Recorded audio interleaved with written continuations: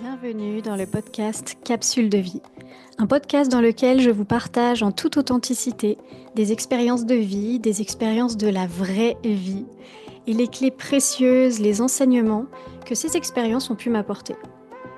Pour moi, ce podcast, c'est le moyen d'honorer ces expériences en allant voir leurs cadeaux, parfois mal emballés, mais leurs cadeaux quand même, et en même temps de vous les partager, car on avance tous sur notre chemin de vie et on résonne tous les uns avec les autres. Donc j'espère que ces partages pourront vous inspirer, vous aider. Et en tout cas, je vous remercie d'être là, de m'écouter. Et je vous retrouve tout de suite pour un nouvel épisode. Bienvenue dans ce nouvel épisode du podcast Capsule de vie. Je suis vraiment ravie d'enregistrer cet épisode parce que je vais vous parler d'une période de ma vie qui a vraiment été charnière pour moi. Il y a vraiment eu un avant et un après.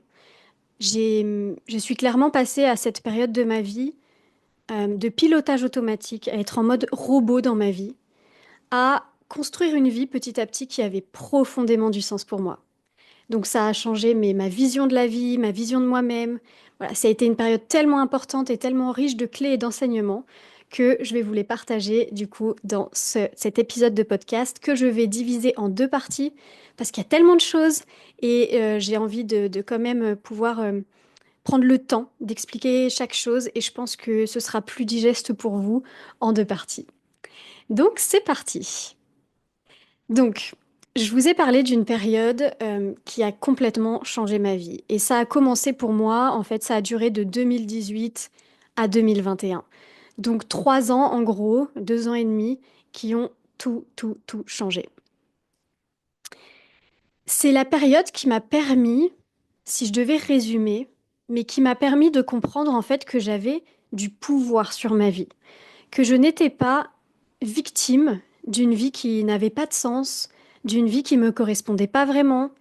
J'ai compris à ce moment-là que la vie, c'est pas ce qu'on a appris et que c'est pas forcément métro boulot dodo ou que c'est pas juste un enchaînement de journées qui n'a pas de sens, qui n'a pas de but, qui n'a pas vraiment de direction et où en fait on subit finalement même les épreuves, on subit certaines journées et il y a comme une sensation de finalement d'être un peu ballotté et comme de pas avoir de pouvoir en fait, d'être plus spectateur que acteur.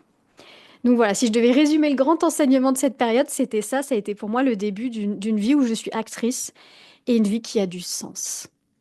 Donc voilà, je vais vous raconter ce processus, les moments difficiles comme les moments de grâce en fait que j'ai vécu parce qu'il y a vraiment eu des moments de grâce incroyables. Et je suis voilà, convaincue que ça peut résonner pour vous, que ça peut vous parler, vous apporter peut-être des clés, des rappels de clés, des changements de regard peut-être, voilà, pour vous aider aussi à cheminer.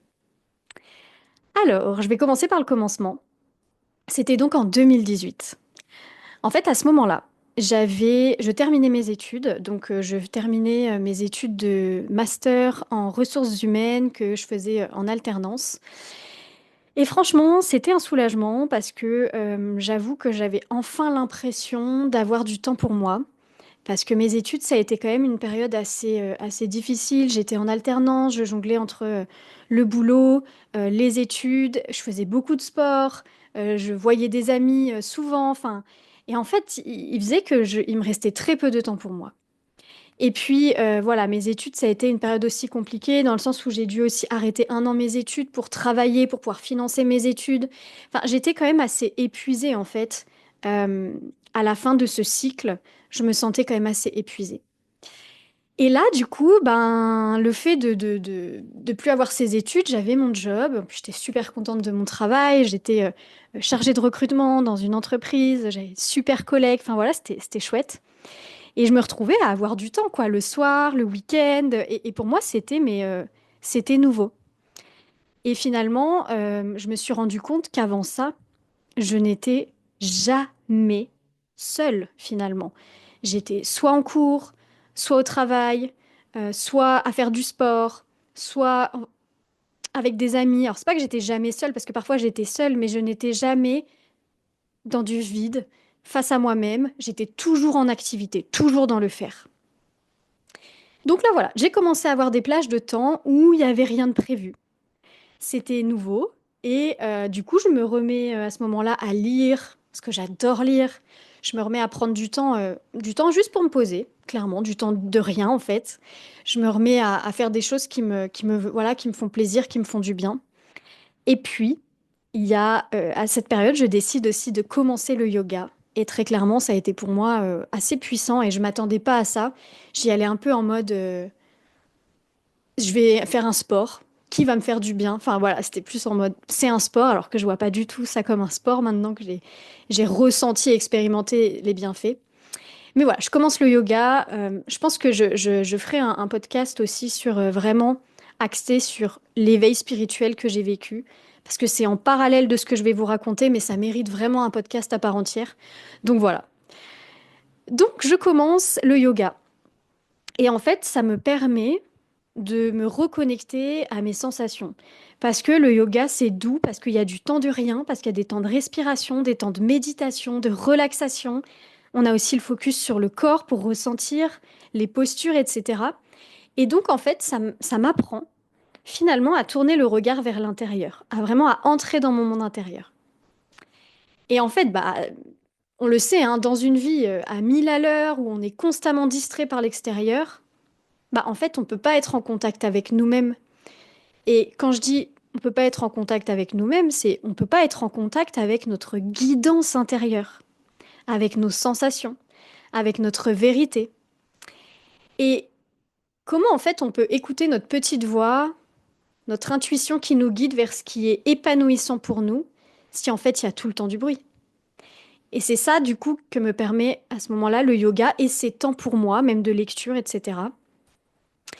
Donc en particulier, je tourne aussi beaucoup le regard vers mon corps et donc vers mes besoins. Bah, je sens que je suis tendue, je sens que je suis stressée. Enfin, il y a vraiment un regard vers mon corps. Et là, je me rends compte, mais en fait, je n'étais tellement pas à l'écoute de mon corps. En plus, j'étais assez dans une recherche de performance au niveau sport.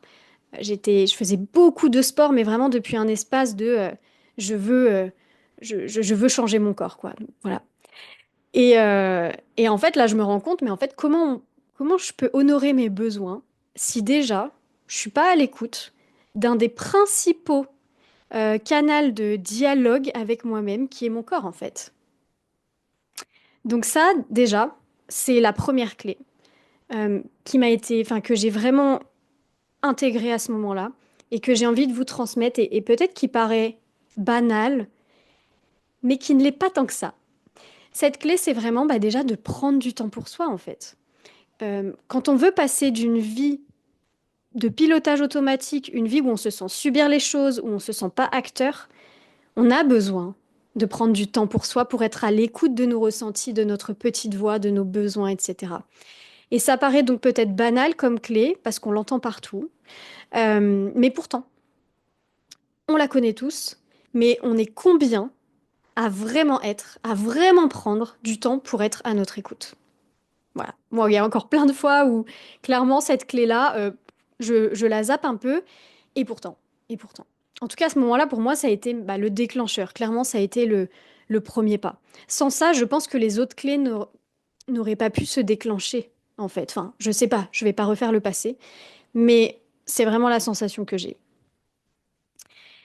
Donc voilà, je reconnecte à mes sensations. Et en fait, ça fait que le fait de tourner mon regard vers l'intérieur, fait que je commence en fait à ressentir quand j'aime pas quelque chose, quand j'aime bien quelque chose. Et c'est nouveau. Parce qu'avant, je me posais pas la question, est-ce que j'aime ce que je fais? Est-ce que là, ce que je fais, je suis en train de m'épanouir là-dedans? Pourquoi je fais ça?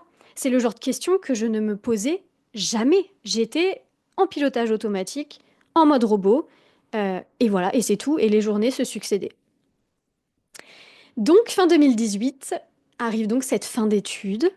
Et voilà, fin de cycle et tout ça. Et je commence donc à prendre du temps pour moi, mais aussi, du coup, j'ai cette question qui arrive dans ma tête où je me dis, OK, les études sont finies.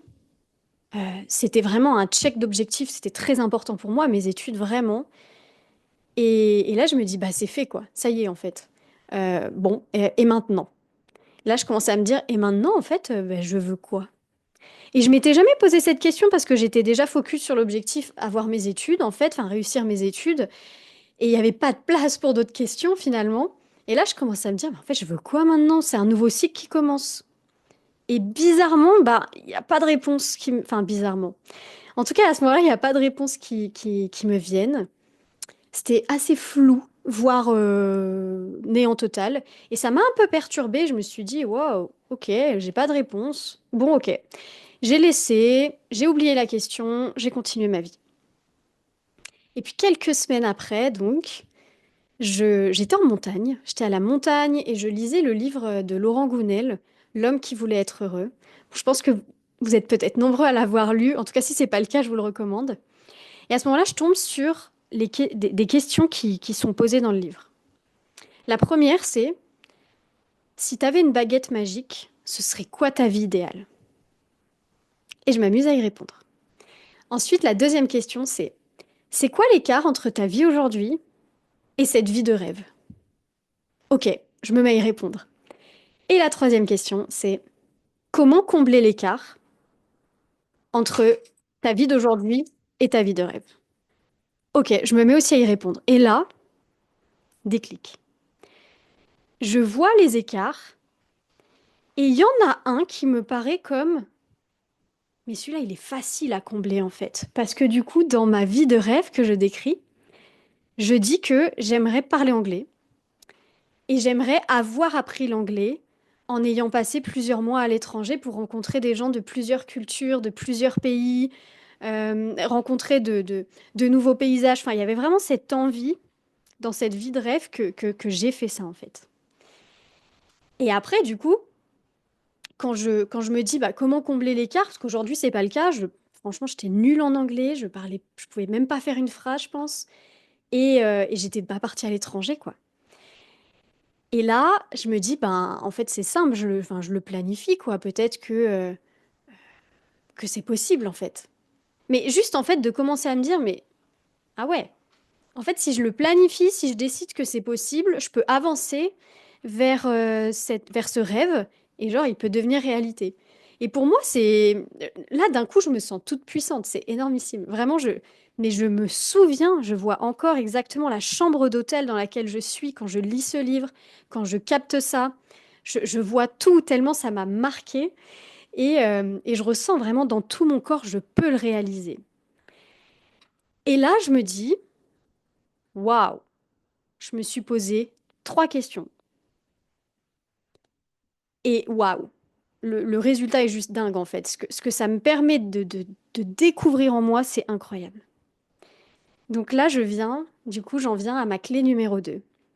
Pour moi, la clé numéro 2, euh, quand on a envie de vivre une vie vraiment épanouissante, qui a du sens, eh ben, il y a se poser les bonnes questions.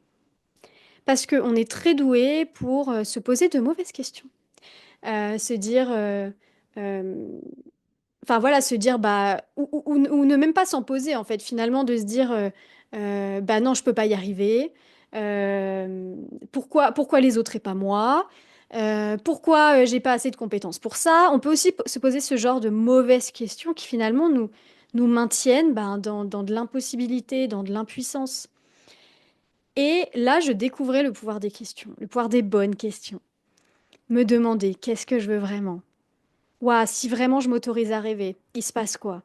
Et si je m'autorise à avancer vers mon rêve, il se passe quoi concrètement? Donc vraiment, ça, c'est vraiment une clé pour moi qui me suit encore aujourd'hui, évidemment. Et d'ailleurs, je suis devenue coach parce que le pouvoir des questions me fascine. Et, euh, et ouais, se poser les bonnes questions, vraiment. Euh, Savoir identifier quand on est en train de se poser les mauvaises questions qui nous aident pas et revenir à des questions puissantes, à des questions qui viennent parler à notre âme, en fait. Qu'est-ce que je veux? Euh, Moi, il y a une question, par exemple, que j'adore me poser, qui est un peu plus glauque, mais s'il me restait que 6 mois à vivre, qu'est-ce que j'en ferais de ces 6 mois? Ou si à la fin de ma vie, de quoi j'ai envie de me rappeler avoir vécu dans ma vie? Moi, ça me recentre, en fait, directement sur mes désirs du cœur. Donc voilà, pour moi, la clé numéro 2, c'est se poser les bonnes questions. Et encore une fois, j'en ai fait mon métier tellement ça m'a fascinée, vraiment. Donc, voilà, je suis dans cette chambre d'hôtel. Je me dis, mais waouh, c'est possible. J'en parle avec mon meilleur ami qui me dit, bah, ok, bah, tu commences par quoi? Ça va être quoi ton premier petit pas vers ce rêve d'aller à l'étranger apprendre l'anglais? Et là, je me dis, bah, ouais, ouais, tiens, peut-être que déjà je pourrais définir, bah, en fait, enfin, où j'ai envie d'aller et comment. Parce qu'il y a une différence entre aller à l'étranger, partir juste en sac à dos, ou est-ce que j'ai envie d'être dans quelque chose de plus encadré, une école par exemple, enfin, ou est-ce que j'ai envie de travailler à l'étranger, enfin voilà, c'est-à-dire en fait. Et là, je commence à me dire, ah bah ouais, moi j'aimerais bien plutôt être en école pour vraiment bien apprendre de manière bien intensive l'anglais et y aller que pour apprendre. J'ai pas envie de travailler là-bas pour l'instant, enfin voilà. Donc je commence à vraiment mettre des étapes. Et en fait, en même temps que c'est magique, c'est vraiment magique, c'est un moment, bah ça c'est un moment de grâce pour le coup. Et en même temps que c'est aussi magique, de l'autre côté de ça, il y a aussi une peur qui qui se crée, qui est énorme. Euh, je commence à me dire, il commence à y avoir ces petites voix dans ma tête qui me disent, mais pourquoi tu veux ça? Mais pourquoi tu as envie de partir à l'étranger? Pourquoi là, tu as trouvé ta stabilité? Parce que voilà, j'avais du coup un job, j'étais en couple, je vivais avec mon partenaire. Enfin, en fait, comment dire, c'était comme si la vie, elle était stable. Voilà, c'était une vie très stable, très... Voilà. Et donc, je me dis, ben, tiens, mais c'est bizarre, pourquoi? Alors que, ben, finalement, j'ai la vie stable à laquelle tout le monde aspire. Pourquoi moi, je veux partir là? Et ça paraît rien. Honnêtement, aujourd'hui, ça paraît rien. Quand on se dit, ben, la personne, elle veut partir peut-être quelques mois à l'étranger, parce qu'aujourd'hui, c'est beaucoup plus courant, etc. Mais moi, dans mon monde à cette époque-là, dans mon monde à cette époque-là, c'était genre un truc de malade. Mais vraiment un truc de malade. Parce que j'étais dans un monde où la vie devait être toute tracée, où c'était, on finit les études, on emménage, on achète une maison, on fait des enfants, on se marie, etc., etc. Et en plus, j'avais quand même beaucoup ce modèle-là, en fait, finalement, autour de moi. Et donc, vraiment, je me sentais, mais pas normale.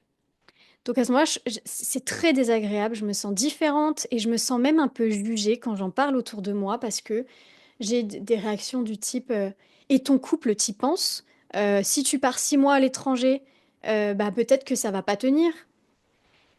Et c'est dur en fait, parce que du coup, je me dis, mais pourquoi Cassandra, vu que tu as la vie parfaite sur papier, parce que dans mon monde, dans mes conditionnements à ce moment-là, la vie parfaite, c'était la vie bien rangée en fait. Et pour certaines personnes, c'est vraiment leur désir, etc. Je suis pas en train de dire que c'est pas bien ou pas parfait comme vie, pas du tout. Mais pour moi, en tout cas, à ce moment-là, en fait, non, ça l'était pas. C'était pas ce que je souhaitais à ce moment-là. Et donc voilà, c'est quand même hyper inconfortable. J'ai l'impression que je ne sais plus quoi penser à ce moment-là. Je, je suis vraiment, je le vis mal. Je le vis très mal.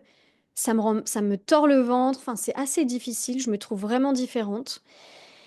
Mais bon, je me dis quand même, je vais partir.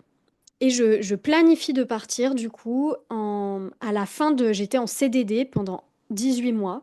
Je me disais, ou je crois 18 mois. Je sais plus exactement, non, moins que ça, peut-être plus 6 mois. C'est celui d'après qui a duré 18 mois. J'étais en CDD, je me dis à la fin de mon CDD, j'y vais. Et en plus, clairement, hein, j'avais pas les finances parce que moi, évidemment, j'avais décidé de partir avec la meilleure école, le truc qui coûtait, c'était 10 000 € les 3 mois, quoi. Donc, bah, les 10 000 €, je les avais pas. Mais il y avait un truc qui me portait et qui me disait, tu verras, tu verras. T'as encore 6 mois devant toi pour planifier. Ok. Du coup, go. Je laisse ça dans ma tête malgré vraiment tout l'inconfort que ça crée et ça ouvre une porte en moi mais en fait, qu'est-ce que je veux vraiment? Pourquoi je veux pas ce que tous les autres veulent? Parce que dans mon monde, tous les autres voulaient une vie bien rangée. J'avais pas encore mis le pied dans le monde du développement personnel. J'avais pas rencontré des personnes qui vraiment se posaient ces questions au final. Donc vraiment, c'était un nouveau monde pour moi. Donc là, j'en viens à la clé numéro 3. Ce que j'ai compris à ce moment-là, enfin un peu après plutôt, c'est avec le recul que je l'ai compris, mais que la déconstruction, le flou, ça fait vraiment partie du processus. Et c'est un moment qui est vraiment inconfortable parce qu'on a vraiment l'impression que tout s'effondre en termes de même de d'identité et de certitude. C'est là, à ce moment-là, je passe de la personne qui croyait que tout était tracé, qu'elle savait exactement ce qu'elle voulait, à je sais plus ce que je veux. Et en plus, je me juge. Je me jugeais tellement fort et je ressentais tellement fort le jugement des autres, qui était qu'un reflet de mes jugements de moi envers moi, mais je suis pas normale en fait. Je veux pas des choses normales. Pourquoi? Donc vraiment, je me, je me fais mal à ce moment-là, vraiment. Et donc voilà, la déconstruction, la clé pour moi, c'est que c'est une étape essentielle en fait. Ça fait partie du processus de reconnexion à notre vérité, à ce qui a vraiment du sens. C'est naturel à un moment donné d'être dans d'une transition, un flou, où tous nos repères, en fait, ils sont partis. On ne sait plus. On a besoin de détruire l'ancien, ce qui ne résonne plus avec nous, ce qui ne fait plus sens, pour reconstruire sur du nouveau. Mais parfois, il y a ce laps de temps où on ne sait pas quel est ce renouveau en fait. Et on a un peu un pied dans l'ancien, un peu dans l'après, mais on est un peu le cul entre deux chaises, quoi. Et donc, ça, c'est assez inconfortable. Mais j'ai vraiment appris avec le temps que bah, ça fait partie du processus en fait, et que c'est même un cadeau et que quand on résiste pas à ça et qu'on accepte qu'il y a des moments comme ça fait partie des cycles, et ben c'est là que peut émerger du coup beaucoup plus d'authenticité en fait, beaucoup plus de vrai nous.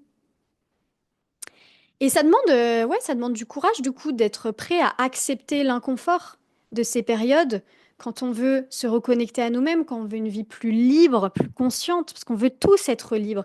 Être libre, c'est s'autoriser à être soi-même. Mais on n'est pas tous prêts. Enfin, je pense qu'on n'est pas tous prêts à payer le prix de cette liberté qui est de passer par ces moments de déconstruction, en fait, ces instants où tout s'effondre pour reconstruire du nouveau. Donc ça, c'était ma clé numéro 3. Je continue mon petit récit. Voilà, tout ce que je vous ai dit jusque-là, en gros, c'était 2018. Arrive l'année 2019. Et là, il y a deux événements, début d'année, qui vont changer, bah, pour le coup, qui vont vraiment changer le cours de mon quotidien. Premièrement, je vis une rupture, du coup, d'avec mon partenaire de l'époque, qui m'amène à déménager et du coup à vivre seule. Donc, être encore plus face à moi-même qu'avant. Et bah, qui m'amène aussi à... Ça a été très difficile parce que j'avais du mal à accepter que moi, ayant changé, eh ben, je me trouvais plus en phase avec cette personne. Et ça, c'était vraiment difficile à prendre comme décision.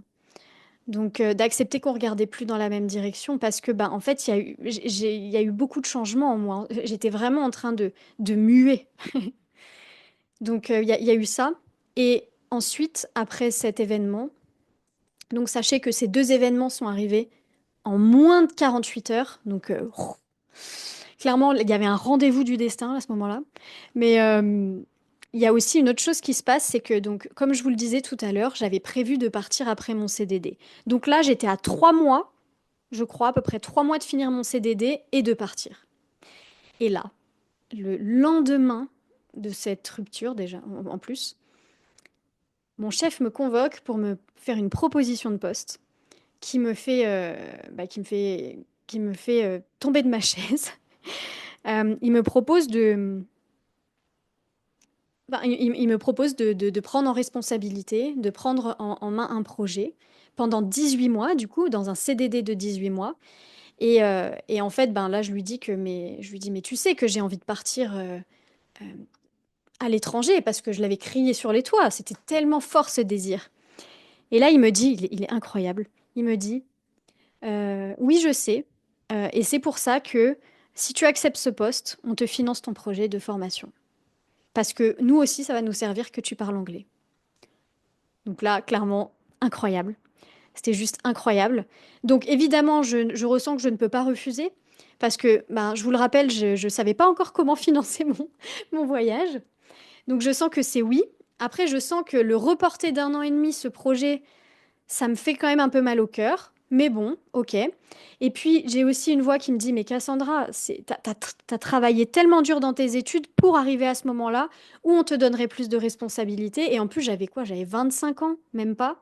C'était incroyable de devenir responsable recrutement, responsable d'un projet euh, de recrutement. Enfin, c'était ouf en fait. C'était genre quelque chose dont j'avais vraiment rêvé. Donc je me dis, je peux pas refuser.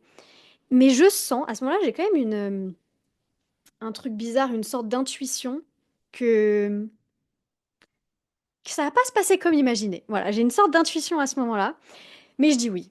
Je me dis, allez, go. La vie, elle me met devant ça, je peux pas dire non. Donc, comme je vous disais, ces deux événements, ils arrivent en moins de 48 heures. C'est un gros chamboulement. Évidemment, beaucoup de tristesse avec la rupture. Enfin, je suis complètement chamboulée à ce moment-là. En 48 heures, ma vie a changé. Et pourtant, et là aussi, je me revois exactement sur mon canapé. Je revois tout ce qu'il y a autour de moi. Cette image est gravée en moi et cette sensation surtout. J'ai beau être dans la peur, la tristesse, tout est chamboulé. Et pourtant, je ressens mais une sensation d'alignement, une sensation de respect de moi, de justesse envers moi et envers mes désirs en fait de vie, que c'est incroyable. C'est incroyable, c'est là que je me rends compte que c'est plus fort que la peur en fait. C'est plus fort, c'est dingue. C'est que quand on est aligné, vraiment, quand on est vraiment dans notre justesse, là la clé qui a été dingue, et c'est que quand on est vraiment dans notre justesse, ça veut pas dire qu'on est hyper joyeux et tout, parce qu'à ce moment-là j'avais peur et j'étais méga triste. Mais pourtant, je me sentais droite, comme quand on dit droit dans ses bottes. Bah, c'était vraiment ça, je me sentais hyper alignée. Donc juste dingue. Et donc, du coup, toujours après, dans cette même année, suite à la séparation, je déménage, je passe beaucoup de temps seule, je commence à voyager seule aussi. Et, mais je commence à ressentir, donc de plus en plus, je suis à l'écoute de moi, hein, je continue le yoga et tout ça. Je check juste la batterie de mon micro, j'espère que ça va pas. Bon, on va espérer. Je suis de plus en plus à l'écoute de moi, mais je sens quand même qu'il y a une sorte de vide. C'est bizarre. Enfin, à ce moment-là, en tout cas, je trouve ça bizarre. Et puis voilà, je commence ce nouveau job. Et bizarrement aussi, je sens une perte d'élan, une perte de feu intérieur, plus trop l'envie d'aller bosser, tout ça, alors que bah, j'étais le feu, moi, au boulot. Et donc, je commence à me dire, mais je comprends pas. Et là, ça me remet du jugement, mais bon sang, mais pourquoi t'es pas heureuse alors que t'as la vie dont tu rêvais, enfin, dont je croyais rêver.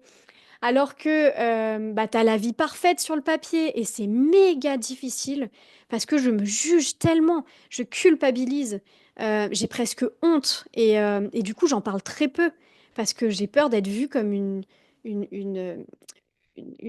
comment on dit, une éternelle insatisfaite. Et c'est assez dur.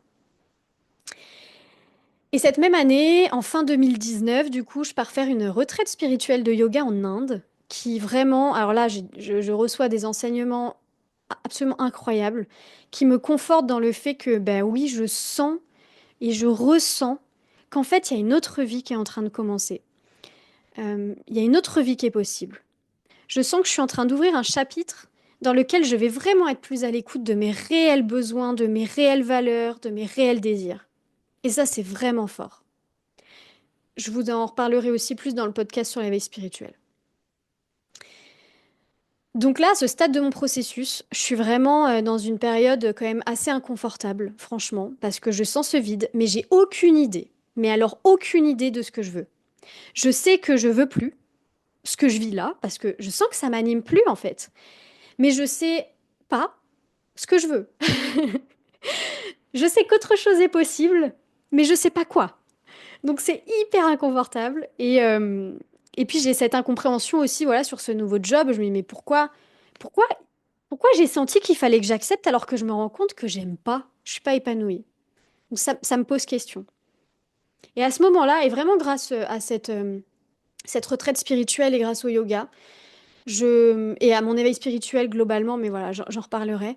Je comprends en fait que enfin je décide que je vais faire confiance à la vie que oui, je suis en pleine recherche de qui je suis et je comprends que, bah, en fait, potentiellement, c'est normal aussi, du coup, d'être dans cette phase où je fais l'expérience de ce que je ne suis pas, de ce que je ne suis plus, de ce qui ne me convient pas ou de ce qui ne me convient plus, pour mettre en lumière, du coup, bah, qui je suis vraiment, quels sont mes réels besoins, quels sont mes réels désirs. Donc là, j'en viens à la clé numéro 4, qui m'a été vraiment enseignée à ce moment-là et dont j'aime me rappeler vraiment parce que je trouve que c'est la plus difficile à incarner. Mais c'est vraiment la clé, bah, c'est d'accepter les changements, accepter les fins de cycle, accepter les mutations personnelles, les transformations personnelles et faire confiance à la vie. Parce que à ce moment-là, il y a cette rupture, c'est d'accepter que parfois, dans notre chemin d'évolution, ben, on a besoin de se séparer de certaines personnes. C'est d'accepter, ben, voilà, que des fois, la vie nous fait nous place des opportunités et que, ben, allons-y, en fait. Plongeons dans cette opportunité. Et c'est pas parce que, bah, là, justement, dans ce job, je me sentais pas forcément bien que c'était pas bien pour moi. Parce que j'ai bien compris après, et je vous en parlerai dans la suite, pourquoi en fait ça s'est passé comme ça. Pour moi, tout a du sens aujourd'hui, mais évidemment, j'ai plus de recul. Mais sur le moment, parfois, on n'a pas ce recul, on ne sait pas. Et là, l'idée, c'est vraiment bah, de se rappeler de cette clé, en fait, de se rappeler que peut-être qu'aujourd'hui, ça n'a pas de sens, peut-être qu'aujourd'hui, c'est hyper inconfortable, mais il y a une intelligence plus grande que moi, en fait, qui sait ce qu'elle fait. Je suis guidée et je ne suis pas toute seule. Et là, j'ai vraiment, vraiment, vraiment commencé à avoir la foi. Et ça, c'était énorme, juste énorme. C'était aussi beau que c'était inconfortable. C'était autant un moment de grâce qu'un moment difficile. C'est la dualité de la vie, voilà. Donc voilà, je vais m'arrêter là pour la première partie. Je vous laisse un peu le suspense pour la suite, pour ce qui s'est passé après. Je vous laisse sur la partie bah, voilà, du process où bah, voilà, je suis inconfortable, mais en même temps, j'apprends à avoir foi et je sens quelque chose en moi, mon cœur qui souffle, c'est dingue. Malgré que je sois complètement paumée. Voilà. Donc, sur ces beaux mots, je vous laisse. Je vous retrouve dans un prochain épisode pour la suite de cette aventure et des clés que bah, cette période m'a apportées. Voilà, j'espère que ce podcast aura pu résonner, aura pu vous permettre d'entendre ou de réentendre, parce qu'on a besoin de réentendre certaines clés sur notre chemin qui peuvent vraiment tout changer. Et moi, je vous dis à très vite.